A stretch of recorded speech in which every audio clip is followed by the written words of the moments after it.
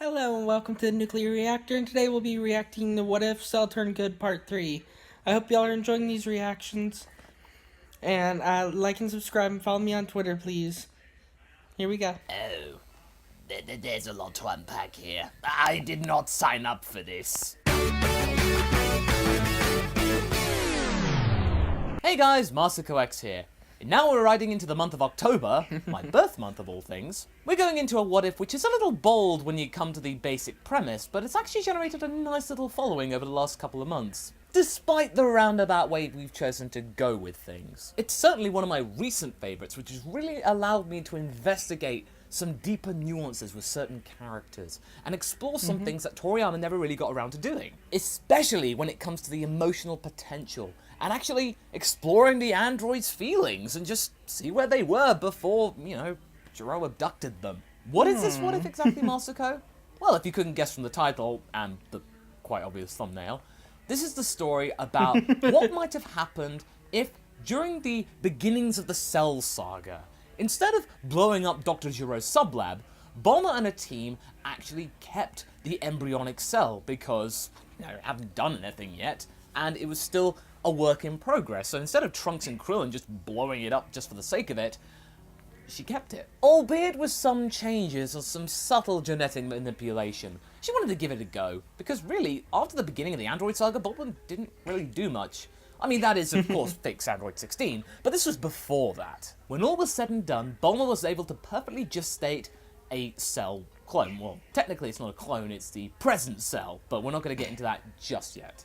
This one was a far more benevolent beast with lots of Frieza taking out of it.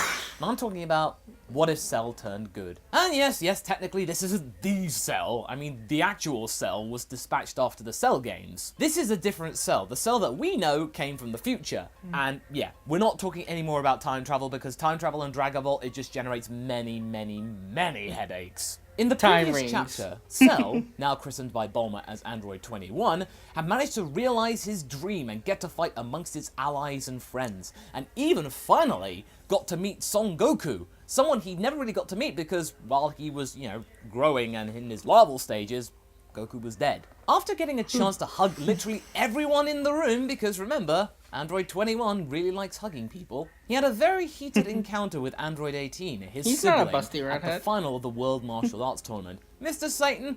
21 wasn't going to let him win. So the pair of androids ended up fighting more emotionally rather than physically. 18, though, came out ultimately the victor, and the pair of them were able to reconcile with each other and begin the process of becoming at least civil with each other. However though, as that was going on, the rest of the gang discovered about Babidi and Dabura's plan from the Supreme Khan Kibito, and they went off to investigate. They were going through the trials as we were expected in the original anime, with the rest of the gang catching up after the tournament was over. Despite them coming to the Saiyans' aid, it was still too little too late to be able to stop Majin Buu from arising from his slumber. For thousands of years he laid dormant, but now Buu's sealed ball has been torn asunder, and the big pink beast is now roaming the earth once more. Wait, could Cell absorb Majin Buu, with his tail, Interesting. Once more. The release of Majin Buu from his sealed ball just confuses everybody around them, because Majin Buu, he's not like any other villain that they've actually encountered. In the depths of Babidi's ship, Majin Buu's just wandering around, laughing just maniacally, just to himself. And the rest of the fighters are just, what do we do now? Is he going to attack? Is this part of his thing? What was the big hoopla? Android 17, though, has had enough of just waiting to find out what happens, and just decides to call out Buu and just think, oh my god, this guy's ridiculous. But Buu just thinks this is a part of a joke, and he laughs along as well. Everyone's just laughing for some reason, or at least those two. But then 17 just has had enough of laughing and just punches Buu in the head. So, yeah, the joke was on Buu, and Buu doesn't like that. After 17 then tells Buu to shut up, Buu is now getting quite angry and gives 17 a proper pounding.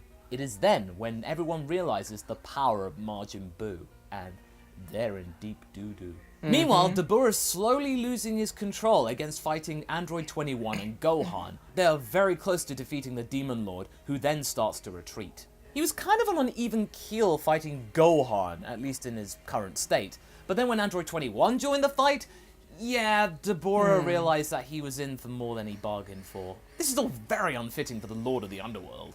Meanwhile, the whole Majin Vegeta narrative string plays out like in the original. Vegeta knocks Goku unconscious and then has a climactic battle with Majin Buu, which leads to, you guessed it, the final explosion occurring. The only difference here in this part of the story is that 17 and 18 are present to try and whisk people away who had turned to stone from being obliterated in the final explosion. 17 also manages to hurt Babidi, kind of like what Piccolo did to the wizard. But sure enough, Buu heals the wizard after the final explosion occurs and he's able to regenerate. It is very clear to everyone around that trying to fight this guy is going to be the ultimate challenge because he can just come back from the brink as just one little particle. Where have we seen that before? In the midst of all this chaos, Deborah has been able to begin his carnage amongst the populace of the world. He starts to target the people of West City in order to try and get Gohan to get away from Majin Buu so then they can go and do their thing and he can get his revenge in round 2. 21 is there though, and he's pretty angry about what happened to Piccolo, his master. You know, he got turned to stone and then 21 almost shattered him into millions of pieces. He still feels pretty bad about that. He attempts to fight Deborah alone, telling Gohan to go and protect the populace. It's a very valiant effort, but it's not necessarily the smartest choice to make. Nope. The Demon Lord, even though he has been weakened from the fight with 21 and Gohan earlier, is still more than powerful enough to take on at least one of them, you know, one-on-one. He's still able to overpower 21 and get him into a corner and, frankly, dominate from there. At this point, this is where 21's lack of experience is really coming back to bite him on the bum. And he's just really left running out of options here. His own energy is dwindling, Gohan's too far away to help him, the rest are even further away to try and help, so he's on his own here. And he knows that his siblings aren't exactly that willing to help him just yet. That's still going to take a little bit more time. In his most desperate action yet, 21 resorts to the thing that he promised himself he would never ever do to anyone. Something that was the core mechanic of his sinister predecessor and Jiro's intent from the start. He then fakes defeat and seizes the opportunity to then drink Deborah. He stabs Deborah in the back and begins to take out his life essence. Deborah, having not been told about 21's backstory like is so common in anime, like what Cell did with Piccolo, has no idea about what's going on because he really wanted to try and defeat 21 after their fight earlier, and then realizes, uh-oh, that's not supposed to be there. He tries to reach around and pull the tail out or just do something to try and stop this from happening, but 21 then seizes the moment and just goes, ah! And then just bites down even more.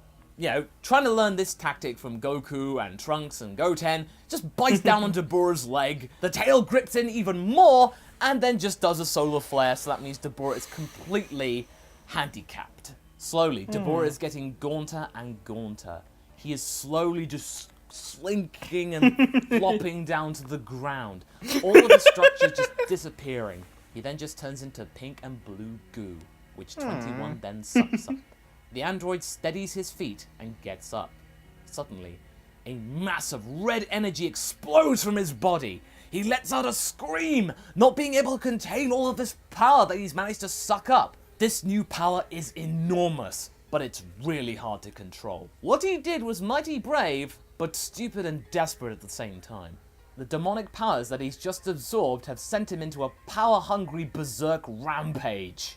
And it's up to Gohan, once the young man's able to find them, because obviously that amount of power is going to catch everybody's attention, to be able to try and stop him. Meanwhile, Piccolo turns to normal because Deborah is now no longer physically there, and so for the powers get negated. So he can then immediately sense that something bad has happened with his pupil, and that really everyone else is going to suffer. So he better go and try play damage control here. From the perspective of many people in West City, it looks like that the Great Saiyan Man is fighting some big bug monster. As that's going on, Goku takes everyone else to the lookout. And luckily for West City and pretty much everyone else that lives there, Gohan and Piccolo are able to successfully calm 21 down enough, so that means he's no longer a threat. At least for now. Once 21 has been able to calm down, he feels utterly devastated about losing control and endangering the lives of people around him. I'm so sorry.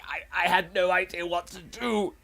The big demon Deborah guy, he was trying to corner me and I drank him. I'm so sorry. You can tell that 21 was really feeling guilty about resorting to the thing that he promised he wouldn't do. Something an instinct that he was trying to avoid, and then he just succumbed to it. Gohan then placates Cell, saying that he had no other option. He had to do something to try and survive, and hey, if he's able to contain this power and use it to his own advantage, then maybe he could be a really powerful ally in the fight to be able to stop Majin Buu. Because if you think about it, if he's able to control it, that is, he's got a major power boost. 21 feels a little bit assured by these words, but at the same time, some other words are clouding his mind, not his own actually. In fact, they are coming from an essence that he recognizes. It's Deborah's own voice. This wasn't just a simple drinking. According to Bulma, when the regular Cell drank regular people, he didn't gain their minds or their personalities, he just took their life essence and their biomass, so that means he then became slightly stronger, with of course 17 and 18 being the exceptions. This time though, 21 can sense someone in his mind. Something's very different about this. This isn't trying to absorb the androids and becoming perfect, That's not good. according to what he knows. This is something else. Deborah's spirit wasn't going to be going silently into the night at all. Yeah, his body's gone, but his mind, it's still in there. And this guy isn't going to be the friendly voice in his mind. This guy's going to be straight up mocking him constantly, like a chip on his shoulder. It is at this point when Deborah becomes the devil on 21's back, potentially leading him down, the good boy, a malicious path. A fact that 21 is far too afraid to admit to his friends right now. He has only just gained their trust, and really, if he admits that Deborah is inside of him and is controlling him somewhat, or at least trying to, they're not going to trust him ever again. He can't go back to a time when his existence is just literally hanging by a thread. In order to aid 21 in his new powerful cause, Gohan is then taken to the sacred world of the Kais and then learns the power of the Z-Sword and then eventually will become Ultimate Gohan. But that's for another time. Goku then has his duel with Buu, going Super Saiyan 3, and goes through the bout of exposition in terms of Super Saiyan forms. Basic fan service there. Buu then kills Babidi like in the original, gets bored of fighting, and then starts up his relationship with Mr. Satan, which is actually more enhanced this time. The reason being, Mr. Satan has lost the World Martial Arts Tournament, so he's even more desperate to try and gain something out of this. Yep, and save hey, his face. if he can become best friends with the guy who could potentially destroy the planet, then that can only be a good thing. As things seem to have calmed down at this point, 21 takes this opportunity to try and meditate, like his master Piccolo does, and thought that this might be able to help kind of declutter his mind and maybe push Deborah out, or at least temper him a little bit. Speaking of Piccolo, he's able to avoid him and the others needing to try and figure this problem out by himself. And yet this isn't working. Deborah is just there in his mind, shuffling and looking through all of his memories of the past and not liking what he's seeing. Deborah tries a different approach, trying to appease 21 and get him on his side, and then twist the knife. I can't believe that you've been tamed and turned into a pet so easily. You are far greater than that. Meanwhile, Goten and Trunks are beginning their fusion training, which piques the curiosity of 17 and 18 as well, who then begin to practice the technique as well, so... And as in the original, the whole Old Kai situation and the Bee situation happen, unfortunately, with Evil Boo managing to free himself and then reabsorbing innocent Boo. As this is going on though, Deborah begins to whisper in 21's ear, stating that, "Now is the time for you to come out of your shell. There is an evil power that is lurking here, and it needs to be stopped. This one cannot be controlled. Only I get that privilege." And that's where we're going to leave things for right now. So, Deborah Damn gets it. to stick around a little bit longer than the original. It's not quite clear what he's trying to do with 21 at this point, but he's got something up his sleeve. He's definitely going to be leaving his mark on the being that is doing his absolute best to try and contain Deborah, but come on. This is the Lord of the Underworld. That's a pretty monumental task there. Whether he's successful remains to be seen. But hey, if he can, and still be able to use Deborah's power and life essence, then hey, this could be a new beginning for 21, and he could be the strongest person in the universe right now. Boo could be bested quite easily, or maybe it might turn 21 into the new big bad controlled by Deborah. You know, as some kind of tool for retribution. We shall have to find out in the next chapter. So what do you guys think? Did you think Android 21 played a useful role in this chapter? Do you think the fusion of 17 and 18 will actually go anywhere? Leave a comment below, and let's get this discussion going. Oh no. Anyway, I hope you I don't enjoyed think this so. video. Until the next one, be sure to like and subscribe. Catch you later! Although, wait, 17 and 18 fusing though? I do not think that would be a good idea. Just how that would affect the mind though and everything. They're siblings and all, but Alright. Okay then, guys. Hope y'all enjoyed my reaction. If you like my content, then like and subscribe, please. And follow me on Twitter for video updates. The link will be in the description below. And as always, stay nuclear.